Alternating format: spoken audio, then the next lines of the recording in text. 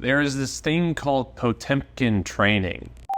사격장에 나선 인민군 군인들의 가슴바닥에는 한 백도용장의 슬하에서 깃털은 절기는 기업투쟁의 제일선에서 옹의 일대에서 넘겨준 백도의 혁명지시를 지닌 망경작을 자막 기다리 자막 연사로 수행하고 있는 우리의 용맹한 전투원들에게 관중들은 열광적인 박수를 보내고 있습니다.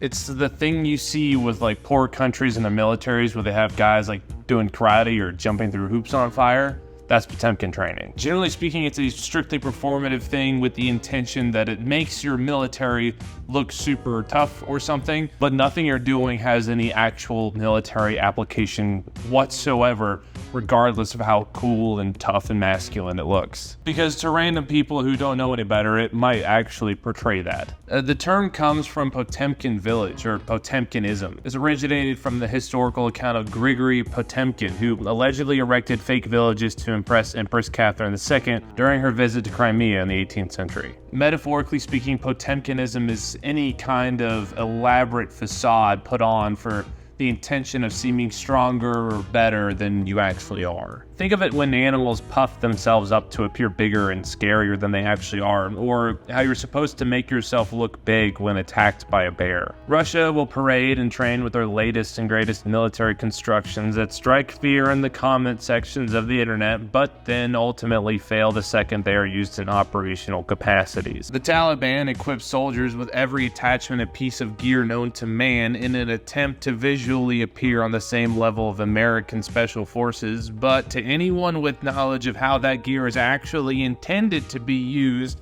it can easily be seen that they're just doing it hilariously wrong. I mean, this guy is wearing earmuffs your dad wears on the riding lawnmower because the silhouette almost matches a $1,000 set of Peltor contacts.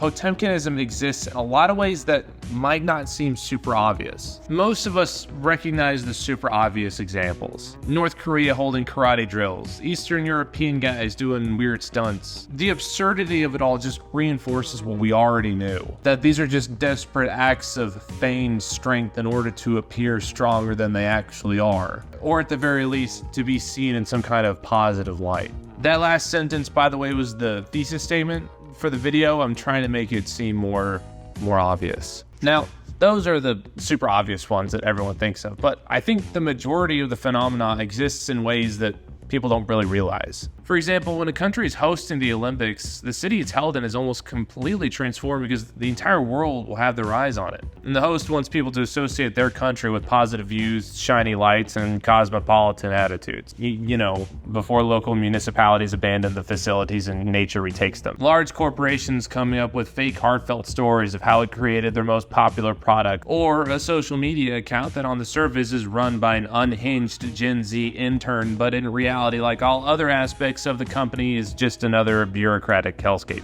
One could argue the entire advertising arena is, in a way, just another form of Potemkinism by showing everything in a superficially and artificially made positive light. Kind of like the pillow on my couch. While we all know that burgers don't actually look like that, bags are never that full, and professional models don't actually wear their clothes from Walmart. Just like North Korea slaps fake facades on tank hulls to give the appearance that they are the latest generation of some super deadly force to be reckoned with. This is the part of the video that I jumped the shark and apply this concept of things that it probably doesn't apply to, but just stick with me. I haven't quite made the landing yet.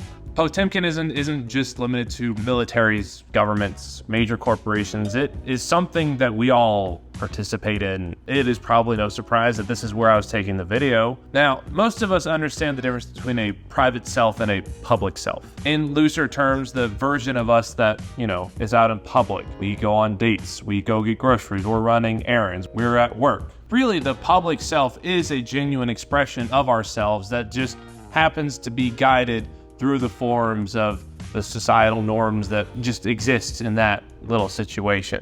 That kind of thing.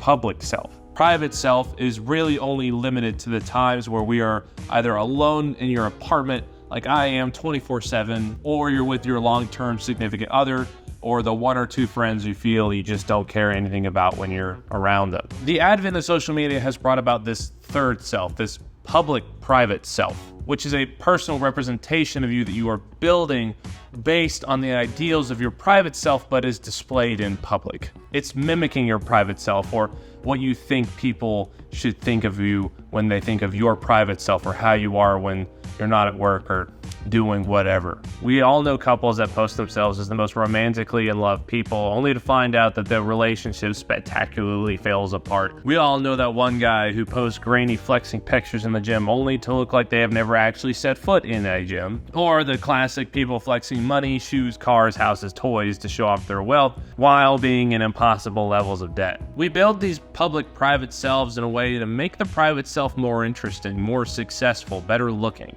One could argue the entire filter setting on every selfie app is just a Potemkin option. Yes, that's right. The whole dog filter thing we had to deal with 10 years ago is just a Potemkin psyop against our masses. It's auto-propaganda at its finest. But why is the title of this video self-defeating propaganda instead of just propaganda? The reason is that because short of people who post this on Facebook, we all know how this works. We all know North Korea's tanks are facades. We all know Olympic host cities don't actually look like that year-round. We all know corporations have ulterior motives for supporting social issues, and we all know that without filters, you don't actually look like that. When I graduated college and started actually getting my first paycheck, I saw my friends around me buying some crazy, stupid, expensive cars and vacations and food and houses and all this other stuff. And then, of course, they started bragging about it on the internet.